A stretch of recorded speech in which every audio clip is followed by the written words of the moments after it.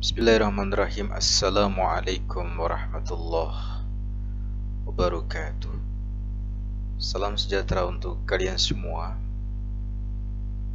Pada kesempatan ini saya akan menyampaikan materi pendidikan agama Islam khusus yang kelas 10. Sebelum saya sampaikan materi ini, mari kita awali pertemuan kita dengan membaca basmalah. Bismillahirrahmanirrahim. Materi kita kali ini adalah materi pertemuan yang pertama pada semester ini di saat pandemik COVID-19. Bab 1 yaitu Aku selalu dekat dengan Allah. Tema utama yang dipelajari pada bab ini sebenarnya adalah iman kepada Allah atau mengimani Allah Subhanahu wa taala melalui Asmaul Husna. Ada 7 Asmaul Husna nanti yang akan dipelajari pada bab ini. Al-Karim, Al-Mu'min, Al-Wakil, Al-Matin, Al-Jami, Al-Adil, dan Al-Akhir. 7 Asmaul Husna ini akan dipelajari. Apa tujuan pembelajarannya ini?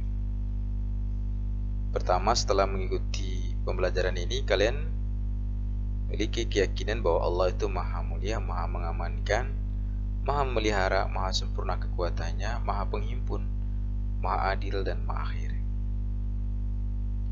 Yang kedua, memiliki sikap keluhuran budi, kokoh pendirian, memberi rasa aman, tawakal, adil, sebagai implementasi dari Asmaul Husna yang 7 tadi. Yang ketiga, kalian nanti menganalisis makna Asmaul Husna Al-Karim, Al-Mu'min, Al-Wakil, Al-Matin, Al-Jami, Al-Adil, dan Al-Akhir. Yang keempat, itu menyajikan hubungan makna-makna Asmaul Husna Al-Karim, Al-Mu'min, Al-Wakil, Al-Matin, Al-Jami, Al-Adil, dan Al-Akhir dengan berlaku keluhuran budi, kokoh pendirian, rasa aman, tawakal, dan perilaku adil. Sebelum kita mulai pelajaran kita lanjutkan pembahasannya. Kalian dimohon untuk perhatikan hal sebagai berikut sebagai pegangan buat kalian sebelum dimulai pelajaran ini. Pertama, ya, doa kita sebelum kita belajar sudah tadi. Yang kedua, siapkan buku catatan. Saya minta kalian untuk siapkan buku catatan. Dan saya minta kalian catatan khusus pendidikan agama Islam, buku mata pelajaran pendidikan agama Islam dikhususkan. Yang ketiga, catat yang penting dari penjelasan yang saya jelaskan pada video pembelajaran kali ini. Sebagai pembuka, beragam cara manusia itu mendekatkan diri kepada Allah. Apa saja? Yang pertama, ada yang melalui tafakur atau perenungan. Ada yang melalui tafakur atau perenungan ketika mereka mendekatkan diri kepada Allah Subhanahu wa taala. Yang kedua, ada juga yang manusia itu mendekatkan diri kepada Allah, dia baru sadar ketika apa? Tertimpa musibah, sakit, atau mungkin kecelakaan. Pada saat itulah dia sadar akan adanya Allah Subhanahu wa taala. Ketiga, berzikir, ingat kepada Allah Subhanahu wa taala. Berzikir ini adalah dengan menyebut-nyebut nama Allah Subhanahu wa taala melalui Asmaul Husna yang nanti kita akan pelajari pada bab ini. Dan yang keempat, cara manusia mendekatkan diri kepada Allah yang dari 3 hal yang lain. Yang keempat adalah melalui amal-amal soleh atau perbuatan-perbuatan yang soleh, perbuatan-perbuatan yang baik. Apa itu Asmaul Husna? Asmaul Husna itu terdiri dari 2 kata, Asma dan Husna. Kata Asma itu berasal dari kata ismun. Ya, ismun itu artinya nama. Asma. Asma ini adalah jamak taksir, jamak yang tidak beraturan. Dalam bahasa kaidah bahasa Arab itu atau dalam ilmu nahwu itu disebut dengan jamak taksir, jamak yang tidak beraturan. Asma, yang artinya kalau ismun itu adalah nama, asma artinya adalah nama-nama. Al-husna, al-husna itu dari kata hasana yuhsinu,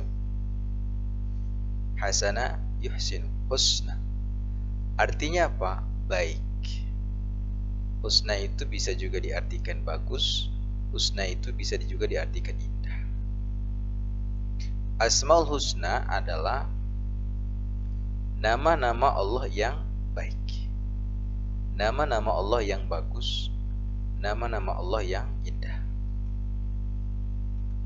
Apa saja dalil asmaul husna itu dalam Quran maupun dalam hadis Nabi Shallallahu Alaihi Wasallam. Ini yang pertama, di dalam Quran surah Al-A'raf ayat 180 Allah katakan, Bismillahirrahmanirrahim, walillahil asmaul husna, dan kepunyaan Allah lah asmaul husna itu.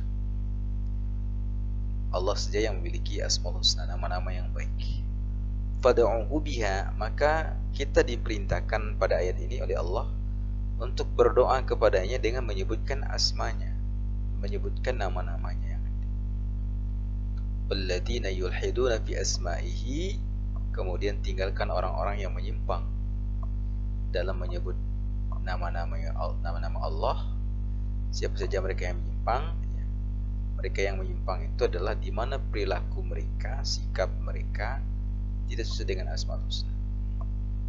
Nama Abdurrahman, Maha Penyayang atau Maha Pengasih. Abdurrahman, hamba yang maha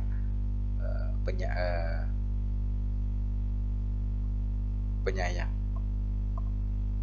tapi perilakunya kasar terhadap orang lain. Ini bertentangan dengan asmaul husna. Sayuzawna ma kanu ya'malun, nanti orang-orang yang menyimpang itu akan mendapatkan balasan terhadap apa yang mereka kerjakan pada hari kiamat. Yang kedua, hadis Nabi Shallallahu Alaihi Wasallam tentang asmaul husna. Hadis yang diriwayatkan oleh Imam Bukhari atau muttafaq alaih. Hadisnya itu berasal dari sanadnya adalah Abu Hurairah, an Abi Hurairah radhiyallahu anhu, anna Rasulullah sallallahu alaihi wasallam qala, dari Abu Hurairah radhiyallahu anhu, sungguhnya Rasulullah sallallahu alaihi wasallam bersabda. Apa yang disabdakan Rasulullah? Inna lillahi, sesungguhnya Allah itu memiliki tis'atan wa tis'ina isman. Allah itu memiliki 99 nama. Mi'atan illa wahidan, mi'atan 100 illa. Illa dalam bahasa Arab itu illa itu artinya kurang, kalau tambah itu wa. Mi'atan 100 illa kurang wahidan, kurang satu. Allah memiliki 99 nama, 100 kurang 1. Nah, jumlahnya adalah 99. Man ahsaha dakhala jannah, barang siapa yang menghafalnya maka dia akan masuk surga. Maksud yang dimaksud dengan menghafal ini tidak cukup untuk menghafal.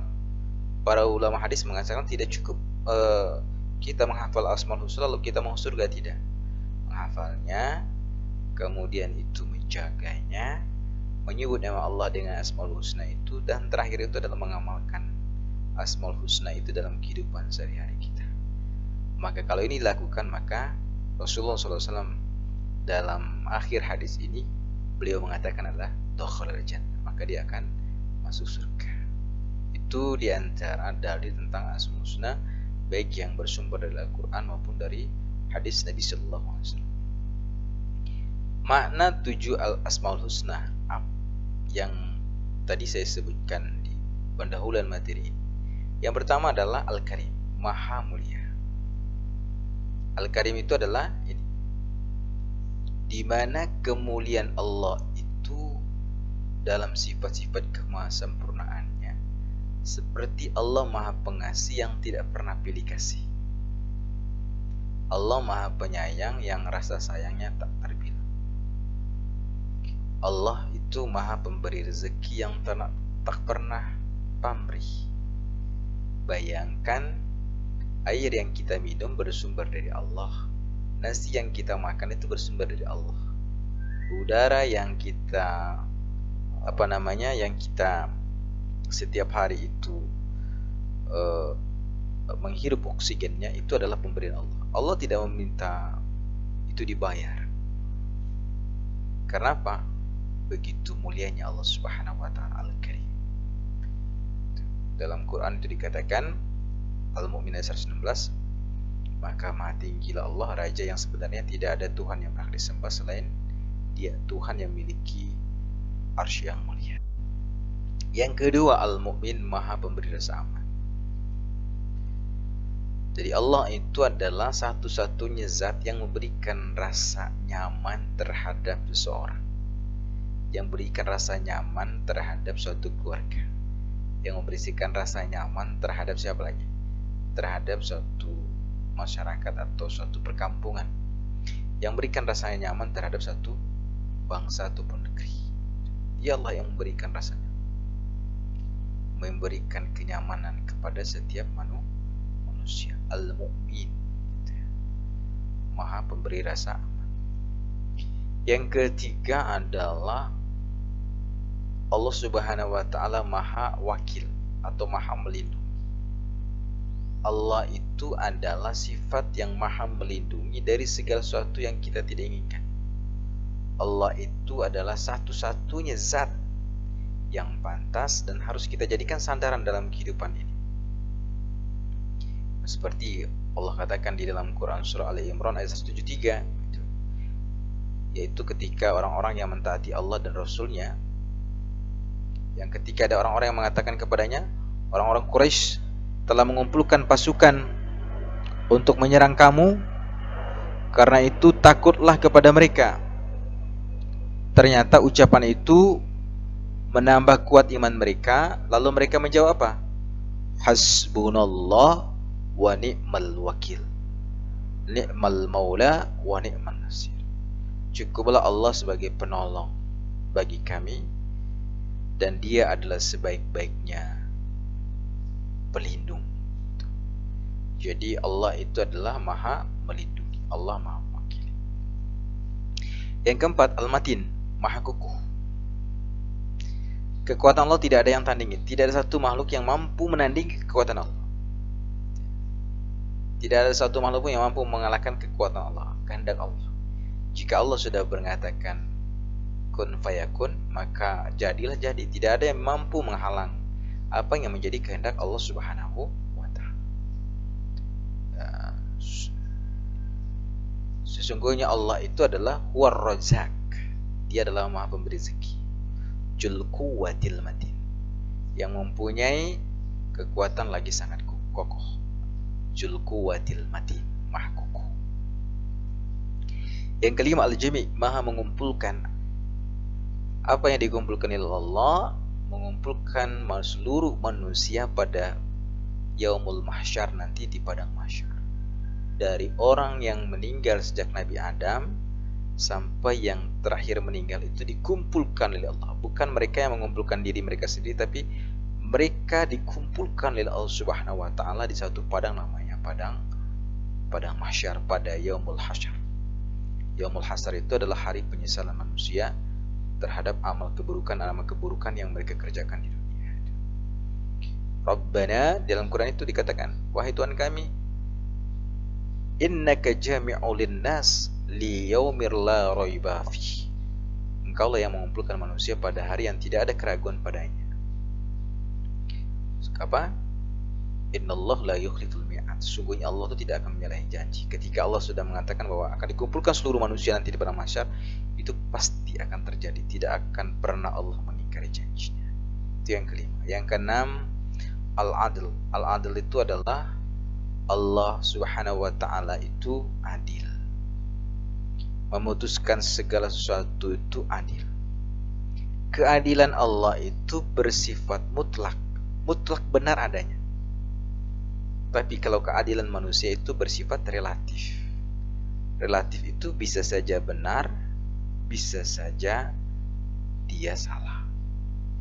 Jadi Allah itu adil, berbuat adil dalam memberikan balasan terhadap perbuatan hambanya, sangat adil. Tidak akan pernah Allah akan curang. Sehingga dalam kaidah usul fikih al-adlu, pengertian adil itu ada apa? Isbahu syai'in ala syai'in, menempatkan sesuatu itu pada tempatnya. Artinya dia melihat sesuatu itu secara objektif, tidak subjektif. Yang ketujuh, al-akhir, Allah Maha Akhir. Ketika seluruh hambanya, seluruh dunia dan seisinya, dan termasuk manusia itu musnah, maka Allah lah yang tetap kekal. Tidak ada zat setelah Allah yang Maha Kekal. Hal ini menunjukkan bahwa Allah Maha Kekal abadi di saat manusia ciptaannya hancur dan binasa. Kullum man 'alaiha fan. Semua yang ada di bumi ini, kata Allah, itu fan, itu akan binasa. Wa yabqa wajhu dzul jalali wal ikram. Yang kekal itu dalam Quran surah Ar-Rahman itu adalah hanyalah Allah Subhanahu wa taala. Hiyal awwalu wal akhiru waz zahiru wal batin. Dialah Allah yang awal, Allah yang akhir, Allah yang zahir, Allah yang batin. Dialah Allah yang Maha Akhir. Setelah kalian sudah mengikuti materi ini dengan seksama, maka kalian diminta satu, untuk memberikan pertanyaan terkait materi ini yang belum kalian paham. Silakan nanti pertanyaan kalian itu di-share di grup WA. Nanti pasti saya akan menjawab. Yang kedua, saya minta kalian itu foto catatan kalian, kemudian di-share ke WA saya. Ya, nanti akan mendapatkan nilai dari catatan itu. Tapi jangan ingat, perlu diingat, di catatan kalian itu di atasnya dituliskan nama, kelas, program. Baru kemudian itu difoto, kemudian di-share. Bisa nanti di WA saya, juga bisa nanti di grup WA kelas 10 yang muslim. Saya kira demikian untuk pertemuan yang pertama. Nanti insya Allah kita akan bertemu lagi pertemuan berikutnya. Atas perhatian kalian saya ucapkan terima kasih. Kita akhiri pertemuan itu dengan membaca hamdalah alhamdulillahi rabbil alamin. Terima kasih. Assalamualaikum warahmatullahi wabarakatuh.